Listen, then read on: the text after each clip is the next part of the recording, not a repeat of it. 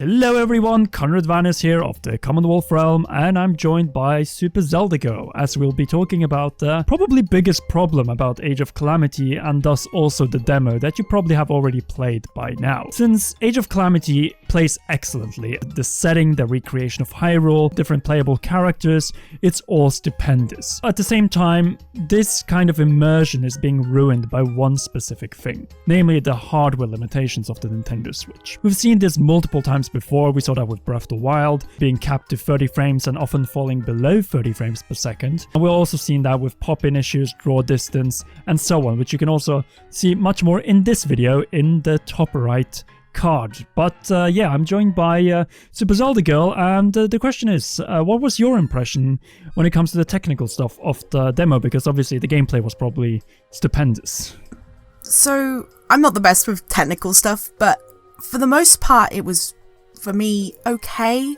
There was a couple of moments, like things kind of stuttering and all that kind of stuff, but it wasn't too bad. But I can definitely see how, if you're more accustomed to noticing that stuff, that you probably can realize it a bit better. I think most people were a little bit disappointed, mostly because Hyrule Warriors, the original one, the definitive edition on Nintendo Switch, was running pretty smooth in 60 frames per second. Obviously, it was dipping from time to time as well due to everything that is happening on the screen in the Warriors game, where you fight hundreds of opponents at the same time, and then you also have details and so on.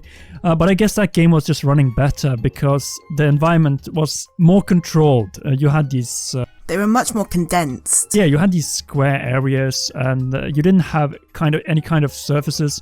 While in Age of Calamity, you have so much detail. There's so much grass in that first area. I think the grass is the main reason why the frame rate is dipping well below 30 frames per second, sometimes even down to 15, which is absolutely dreadful if you ask me, and unacceptable. So hopefully this has been will be patched by release, or if you're watching after this release, then hopefully it has been patched. But I just feel like this is not that much about the game. It's more about the Nintendo Switch. It's been out for what, 4 years? I can't remember. Yeah, almost exactly. 4 years. So it's been out for a good while now, and we have got the Switch Lite, but it's like, over that time, obviously, it's gonna start getting older, and things are gonna start needing to kind of be upgraded and stuff. Especially with the new hardware.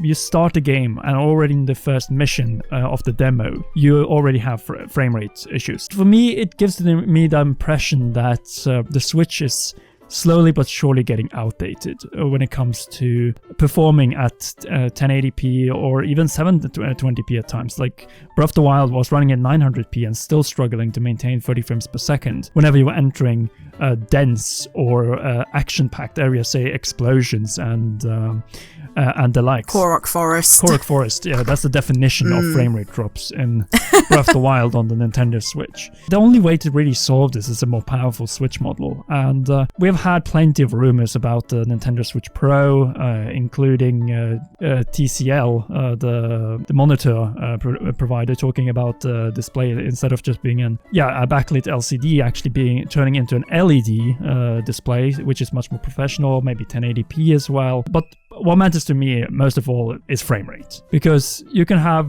as high resolutions as you want, but as long as the frame rate is going to be fluctuating all over from 60 to 15 frames per second, you're not going to have a very enjoyable time playing your game. Even for someone like me who doesn't really pay attention too much and normally can play games, if sometimes it goes from like being really smooth to suddenly being so stuttery, you realize it even if you don't really pay attention to it. And I have had that at times, especially in games like Breath of the Wild, where you've got all these very heavily detailed areas with so much grass and animals, enemies, trees, all this stuff, and you can notice it, especially like in places like that. So if it was like that at the beginning in the first game, obviously over time that's going to get more, like, it's going to be more noticeable with newer games. If it was already noticeable in Breath of the Wild, which came out when the Switch came out. And it definitely doesn't help that in the first mission of Age of Calamity and thus the demo, you have very densely built areas. You have a lot of buildings, like Mabe Village, for instance, where you see all these details combined with grass, combined with a lot of enemies, particles, effects. And all of that seems to be just too much for the Switch to handle. That is the experience I'm having from this. And that maybe this game would have benefited from being out after, say, a Nintendo Switch Pro model was out, because that would have been a very great evidence of the fact that, yeah, we actually needed to have this game on this beefed up Nintendo Switch model. In terms of this whole ordeal, when it comes to frame rates and so on, because I think a day one patch may be able to solve some of it, but frame rates is more tied to the hardware itself more than anything.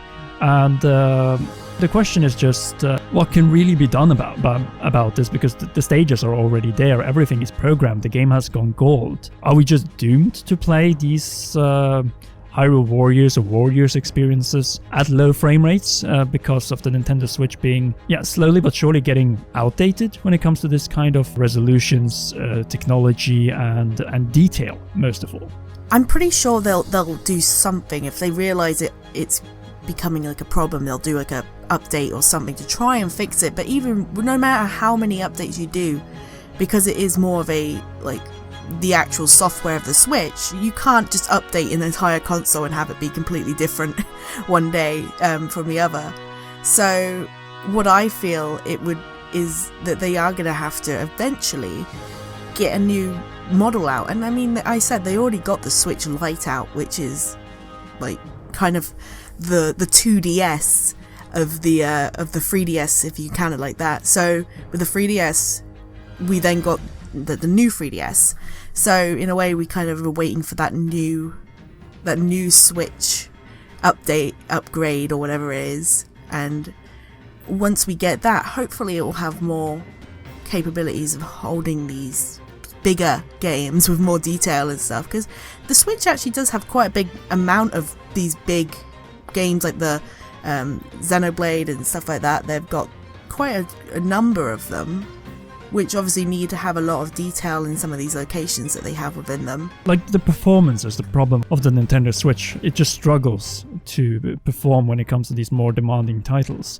And it's not going to get any better in the upcoming years with now Age of Calamity, then with Breath of the Wild 2, the next IP from Monolith Soft, and obviously Metroid Prime 4, which I think is going to be a very, very demanding game. I just don't see how they would be able to pull all of this off and provide a consistent, well-functioning experience with stable frame rates at least 30 frames per second, hopefully above that as well, without a model upgrade. And at the same time, you may ask yourself, are everyone 60 plus million Switch owners doomed to these sort of experiences? And I'm afraid to say I think that's the case. And if you don't upgrade to the new model, which is probably going to be another $300 US or £300 even, then you're going to be stuck with this downgraded and less seamless experience. Because if there's one thing about frame rate drops, it really ruins the immersion. It draws you out of the game. Because here you were going silky smooth through this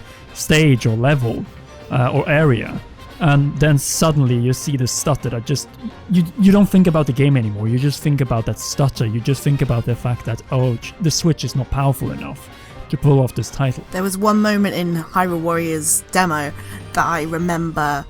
I think I even mentioned it when I was going through it.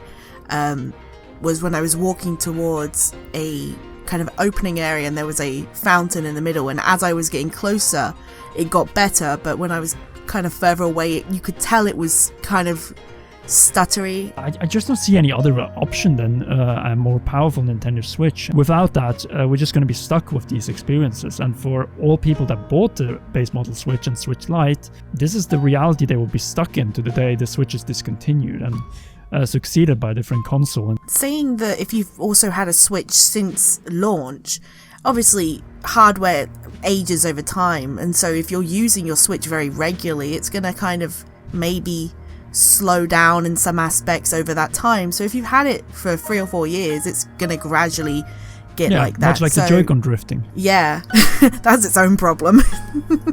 So I think a Switch Pro is definitely needed at some point.